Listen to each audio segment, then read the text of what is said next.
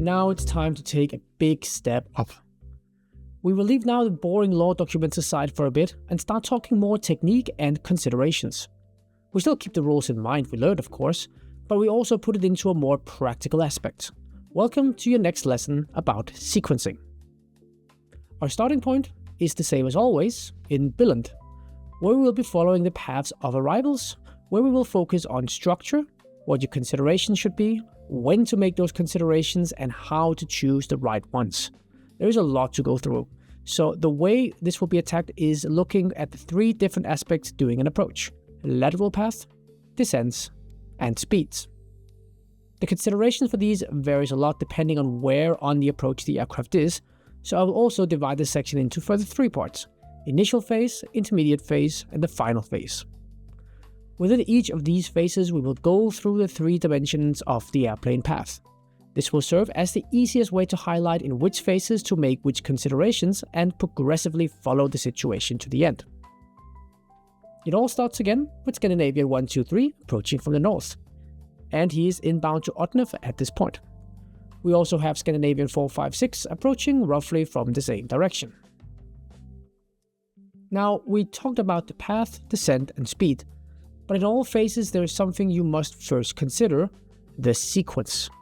Here, in the first phase, you need to already now establish the initial sequence. Make a plan for who is number one and who is number two. Of course, you may need to adjust this plan for various reasons, but the important thing is you establish this initial sequence as the first thing. Just like VFR was an area many S2s were failing on, this thing is what kills most S3 checkouts: not having a clear-cut plan from the beginning. Look at this like a football match. You should always have an initial strategy. That may or may not work against your opponent, so you will need to adjust it, but you must always enter the pitch with a strategy. And it is the same here. And of course, remember, half plan is twice as good as no plan. So, how do we establish that sequence? There are a whole lot of factors to consider, but we won't have time for that in practicality, so we dumb it down to single figures that are good to rely on. Check the estimated time overhead the final point, in this case Loksa. Check the first one, 44. Check the second one, 47. And conclude, okay, Sunscan 123 will be number 1, Scandinavian 456 will be number 2. Now you have a plan to base your actions on. It is always that plan we make, and then we act upon it by assigning headings, descents, and speeds. Now, granted, you probably knew this sequence already, but that is also the absolute easiest scenario, so how about we make it slightly more problematic? Which is when EC789 is approaching from the south. See, these two you could pretty easily deduce the track mileage, that this one is less than this one, but how does that relate to this track mileage? Now that's a little more complex. So for our initial sequence, we check his time. 46. Okay, a little trickier, but still very manageable. 44, 46, 47, but wait, there is another plane coming. Jet time 1011 is arriving on a straight-in approach to runway 27 direct to Loksa. Now the complexity is rising. We check his arrival time, 45. Okay, so still behind Sunscan. Let's establish our sequence.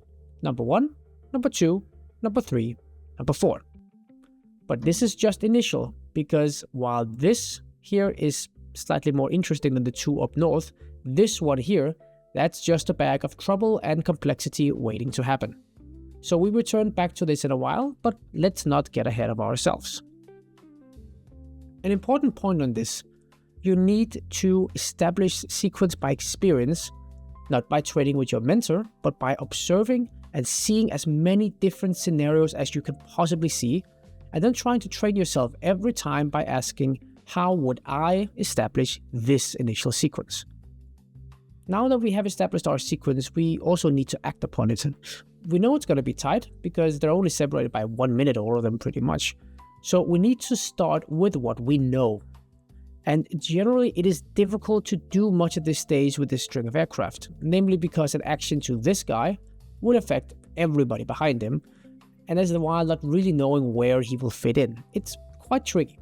So the best place to start is in the two ends. So start with number 1 and number 4. Let's talk about number 4. Scandinavian 456 we've already put to the back of the sequence. And a few important words of life advice to live by. We already know, remember, do not live in a fairy tale world where just somehow you believe that 4 aircrafts arriving at the final approach fix within 1 minute of each other is just magically gonna sequence themselves. Spoiler alert, they will not. And another thing, the time available for sequencing gets less and less the closer they get to the ILS. And so does the effectiveness of this sequencing. It's because of these statements. So you must start to form your plan already at an early stage. Scandinavian 456 is the last one, so we should delay him in some way so that he arrives later to the ILS. This can generally be done in 2 ways, lateral instructions and speed control. But here there's some more important words to be learned. The further away you are from the ILS, the more you should use lateral control. The closer you are to the ILS, the more speed control you should use. This is vital to know and understand, because you should use vectors to create the separation, use speed control to maintain the separation. This is generally because speed control has various problems, such as that it has a very low range. Remember, you can only go to 220 in accordance with the guidance material to TR210. So from 250 to 220, it's a difference of 0.5 nautical miles per minute. That's not much separation you can produce. Secondly, it's quite inflexible because once you reduce the speed, you cannot just speed it back up again, unless for safety reasons. So it's inefficient, low range, and inflexible. So instead, we use vectors this early in the approach stage. How do we do that? This is almost a whole lesson in itself, but it's a study of structure and time available. You want to put the aircraft in a position that gives you the most time available. What do I mean by that? Imagine the aircraft here, pointing towards Otnev and Loksa. At some point, he hits the ILS. The ILS goes inbounds.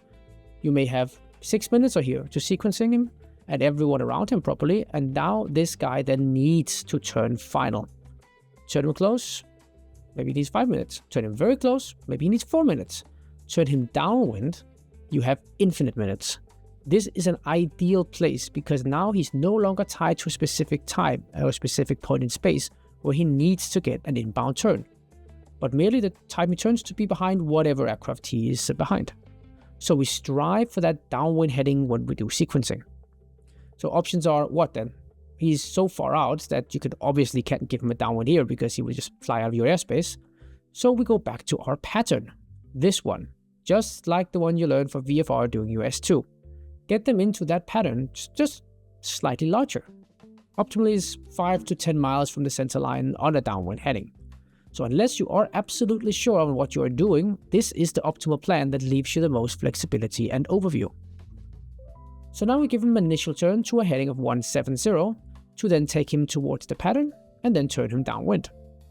Now, what about the speed? He is getting a significant delay, and if he indeed is the last aircraft, remember always to check for other inbounds, we should start reducing his speed as well to maximize our space. So we assign him to 20 knots. Let's talk descent. We already touched on this in the last lessons, and also that there were some legal limits. Do you remember them? Let's go through it. Scandinavian 456 is at level 130, so there are 12 lower altitudes that can't be used, and we want to use the lowest available altitude. First one was MSA. We know from our charts that the MSA here in the north sector will be 2,300 feet, so already 1,000 and 2,000 are out of the question. Secondly, we need to ensure he stays in controlled airspace. TMA can go as far down as 1,500 feet if you're close to the airport, but up here in the north, it only starts at flight level 45. So 3,000 feet is out, because 3,500 feet would be class Golf airspace. Flight level 40 would be class Echo though, so that's not an issue. Third one was that you cannot descend them into another aircraft. So let's say that Sunscan 123 is at flight level 100 within 3 miles. Then all you can do is flight level 110 until Sunscan 123 leaves flight level 100 in a descent by more than 300 feet. Then you can descend Scandinavian to flight level 100. Now, let's say Sunscan 123 is not an issue. He's actually more like 15 miles away, so he's no problem. We want to descend. This is something that leaves a surprisingly high amount of his 3 students confused, because suddenly, standing in a live situation on the scope, what level should I choose? Well, go as far down as is logical. We talked about MSA and TMA already. There are no other aircraft that interfere, but yet maybe there is. You just haven't seen them yet, because they have not yet departed. Remember, initial climb in Billund is flight level 60, so a good descent to avoid problems due to departures can be flight level 70. It's also halfway down, and if you're coming from the south, it will keep you clear of Skrydstrup TMA. All in all, flight level 70 is just a good initial level to descend to. Alright, back to our situation. Let's move one step closer. Flights are descending, they're flying, and now we approach the intermediate approach phase. We've numbered the arrivals, 1, 2, 3, 4, and we have established the sequence in the initial phase. Now we need to take a second look to ratify the sequence. We start committing a little more to our plan. This is of course a continuous process, but this situation here signifies the point where we need to take real action. Number 4, we have already pretty sorted out. He's on speed control and vectors, and we do not need to worry about him for now. The real problem are these two. Remember, I said that aircraft tracking directly towards the ILS is a bag of complexity. It is because the closer he gets, the less places he has to go for delays. He's also relatively less track mileage from the ILS, but look at the speed. Because we always land in a headwind, JetTime 1011 is flying his speed with a headwind while SunScan is flying in tailwind. Let's recheck those arrival times. 12:44 at LOXA for 1 and 12:44 as well for JetTime. Now they are identical, so we need to decide if we want to keep the established sequence or we want to change it. Here comes an issue with flights tracking the ILS. If you're too late and they get too close, you may have to commit JetTime 1011 because he has no places to go anymore. If you want to prioritize SunScan 123, well, then you need to be decisive and get JetTime turned ASAP. The best would be to turn him to the dead side, so the opposite side of where your number 1 is, and then aim so that he can go on a base later, kind of like this. This creates some issues with number 3 already, but it would be the best option. You can also speed restrict, but that has a couple of unwanted consequences. Maintaining a high speed has the issue that as he gets closer, he must slow down to configure for landing, so it is a very short period where you will have the high speed, and you will get very little extra mileage out of it. A low speed is inefficient, but may work, but it also just slows down the entire sequence behind him, so yeah, they will just otherwise catch up on him.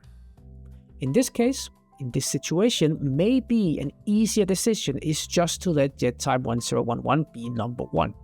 So we change the sequence and commit to that. JetTime 1011 is now number 1, SunScan 123 is now number 2. EC789 and Scandinavian 456 remains number 3 and 4 respectively. Great. Now, immediately start your actions to make that happen. JetTime is number 1, he just keeps going. SunScan is number 2, so let's put him on a downwind as well. Remember, don't be too aggressive on either side. A complete downwind will just make too much space, a too shallow downwind will make it too tight. Aim to put him at a downwind just behind the target of the preceding. Easy needs to go behind SunScan, so let's put him on a downwind as well. Just a good old regular downwind because he has to be behind both JetTime and SunScan, so there is time to correct. And there you have it. All 4 airplanes are now lined up for their part of the sequence. That's how we ratify the sequence. We turn Scandinavian downwind around here, and you're pretty set. Do we need speed control? You can. Just remember that speed restrictions will stay until you proactively cancel them, so use it when it's really truly needed, which will be later. For now, just keep them at their own speed and see how it develops. This is with the exception of Scandinavian 456, who already has been assigned 220 knots. What about descents? We need to descend them down from flight level 70 as well. So what's the next step? Flight level 60? Bad idea. It collides with departures and really solves nothing for the arrivals. That leaves us with flight level 50, 40, and 3000 feet. Once we get in there, where the TMA supports us, of course. Here, we need to talk about transition level. Transition level is generally between level 3, 5, and 4, 5. This means that flight level 40/4000 feet is an altitude that's just best to avoid if you can, because you may get a lot of separation if there's confusion on the altimeter setting. So descend them either to flight level 50 or 3000 feet. Which one? That depends. Because now you need to switch your focus. switch it towards separation between the airplanes. Jet time is number 1, so he's eligible, when respecting TMA limits of course, to go directly to 3,000 feet. Now the question is if you want to clear the rest to level 50 in case you end up with less than 3 miles separation between 2 airplanes, or if you're just happy as it is. There's no clear answer, just learn by experience. In this situation, I would clear Sunscan to 3,000 feet as well, because he's on a vector behind jet time anyway, so lateral separation will not be an issue. And again, only descend him if airspace condition allows. Descend easy to 5,000 feet, because he will be behind Sunscan, and they come from opposite side, meaning a potential conflict. SAS can go to flight level 50 as well, or even stay at level 70. He's not your main point of focus at the moment. Just remember to turn him downwind in time. Maybe combine descent and heading instructions so that he turns and descends in one instruction. Good, now let's move to the final phase. At this point your sequence should be pretty much set in stone. Any alterations are there for safety purposes only, and now you need to ensure the separation. Meaning you need to shift more focus into taking the necessary steps to have the appropriate separation as the sequence established on final. Your thought process shifts a little bit from a very broad manager aspect to more of a close-up fiddling aspect, issuing vectors, speed restrictions, approach clearances, while still returning to the broad manager aspect whenever time permits. At this point, don't change the sequence unless it is clear that your established sequence just does not work. And if you're in doubt, often it's best just to stick with your first instinct. Jet time is cleared for the ILS and goes in. We now need to talk about vectors, descent, and speed control in this segment, and we do one for each airplane in the sequence. When do we turn a plane from downwind to base during normal conditions to sequence? The earliest you can turn is approximately 3 miles before they pass each other, which is the length of the vector line ahead of the airplane. This is quite aggressive and will lead to the absolute minimum separation. Can be useful during crazy traffic peak periods in Copenhagen, but this is not that. So we aim for about 3 to 5 miles between the airplanes. In this case, the ideal time to turn is the time jet time and Sunscan pass each other. Then Sunscan gets a right turn heading 180, followed by right heading 240, and he's cleared ILS and he catches the glide behind jet time. Now Easy comes in on downwind, and the beam Sunscan. Just remember to descend him to his altitude as well so he can catch the glide from below. Very important. A good habit is always to check the cleared altitude when turning an airplane to base, and if not correct, make sure they get descended to the correct platform altitude. Last but not least, Scandinavian 456 comes in, and here is where we talk speed control. Remember I said vectors for creating separation, speed control to maintain separation. Well, we are now in the final segment and we need to make sure that we can maintain the separation here. With 5 nautical miles you are generally quite okay, but it can still be good practice to lock the speed until you are close to final. But in this situation we turned Scandinavian 456 a little bit too close behind, and now the separation is only 3.5 miles to Easy. So now it is absolutely vital to lock the speed, meaning ensuring they don't reduce to their final approach speed until the point you want them to, and ideally as late as possible. Remember your procedures training. 180 until 6 miles or 160 until 4. Let's go with the 160 till 4 in this case. That makes everything go a bit slower. Jet time gets 160 knots or greater until 4 miles final, because there's nobody in front he can catch anyway. Sunscan gets the same. Why? Because 5 miles is enough to offset that one may reduce faster than the other. But if you say nothing, you risk Sunscan reduced to a very low final approach speed, like 102 knots, plus loss due to wind, and yeah, that will have a ripple effect behind and putting Easy in trouble. So we always keep them up in speed when traffic is behind.